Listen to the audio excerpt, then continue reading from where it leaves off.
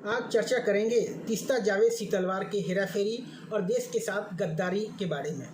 NGO सब रंग बना, विदेशी चंदे पर दंगा, लूटपाट, धरना प्रदर्शन, अराजकता और प्रधानमंत्री मोदी को बदनाम करने वाली तीस्ता जावेद सीतलवार को सुप्रीम कोर्ट के दिए फैसले की वजह से गुजरात एसआईटी ने घर से उठाया और सलाखों के पीछे डाल दिया है।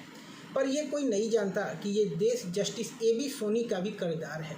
आइए बताता हूँ नरेंद्र मोदी को जेल में सड़ाने की प्लानिंग किसकी थी, कैसे नरेंद्र मोदी बच सके, षड्यंत्र कितने खतरनाक आप अंदाज नहीं लगा सकते। अगर वो सफल हो जाते तो हम क्या खो देते, तो नरेंद्र मोदी का हश्र क्या होता। कांग्रेस राज में कोई भी केस सुप्रीम कोर्ट में जाने के पहले ही सब कुछ मैनेज हो जाता था। वो केस किस जज की बेंच को जाएगा और वो जज क्या फैसला देंगे।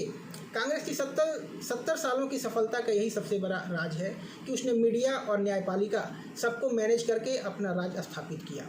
गुजरात हाई कोर्ट के रिटायर्ड जज जस्टिस AB सोनी ने इसका खुलासा तब किया जब उन्होंने पाया कि गुजरात दंगों के संबंधित कोई भी याचिका जो तीस्ता सीतलवार सुप्रीम कोर्ट में दायर करती है वो सिर्फ जस्टिस आफ्ताब आलम के बेंच में ही क्यों जाती है, जबकि रोस्टर के अनुसार वो किसी और के बेंच में जानी चाहिए थी।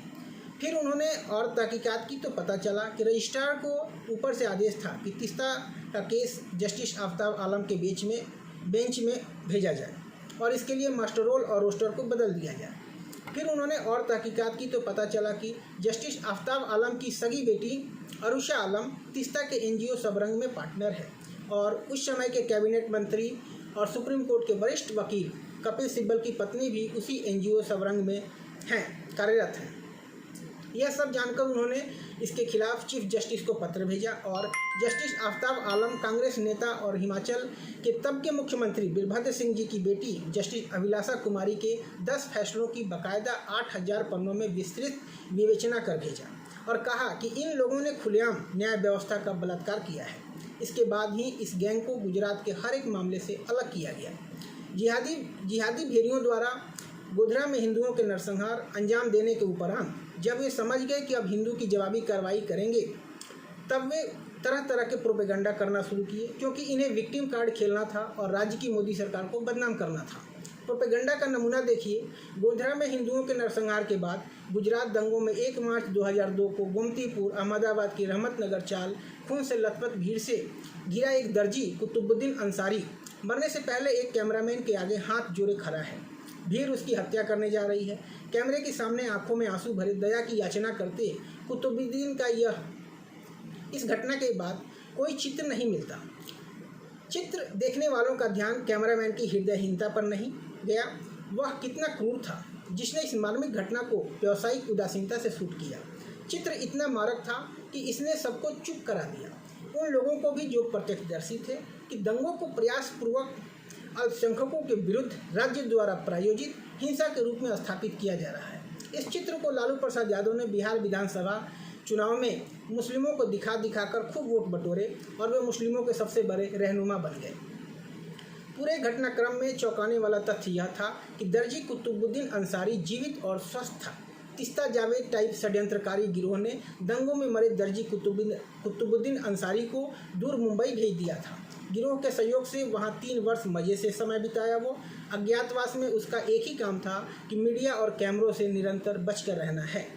आयोजकों का एजेंडा पूरा होते ही अंसारी वापस अहमदाबाद लौट आया। गुजरात में 2000 लोगों के मारे जाने की मीडिया रिपोर्ट सरासर झूठी निकली। केवल 700 मृतकों के परिजनों द्वारा मुआवजे के दावे दायर किए गए थे, अर्थात 1300 पीड़ित कभी अस्तित्व में थे ही नहीं, अथवा वे सब के सब कुतुबुद्दीन अंसारी के समान जीते जी मृतक थे। मीडिया ने कभी नहीं बताया कि कुतुबुद्दीन अंसारी अपनी चाल में जीवित कैसे लौट आया। वह अपना परिवार यहीं छोड़कर मुंबई क्यों भाग गया था, किसने उसे वहां बसाया और किसने हरी झंडी दी थी कि अब वापस लौट आना सुरक्षित है। अंसारी से यह प्रश्न करना भी वैध है, क्या कोई हत्यारी भीड़ उसे मारने आई थी। तीस्ता नामक पगडंडी कुछ कंटीली झाड़ियों को पार कर 10 जनपद तक जाएगी।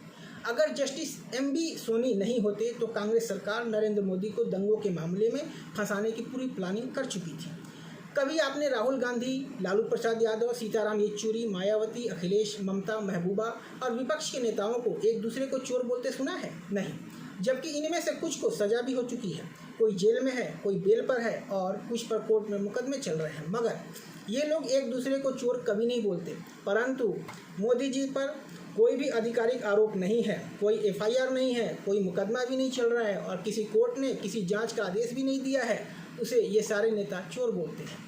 यह देखकर आश्चर्य होता है। धन्य है इस तरह की बेहूदी समझ को और देश के प्रति गैर जिम्मेदारी के भाव को, बल्कि लानत है ऐसे देशद्रोही समझ पर और लानत है इनके पीछे चलने वालों चमचों पर, गुलामों पर। नमस्कार, धन्यवाद।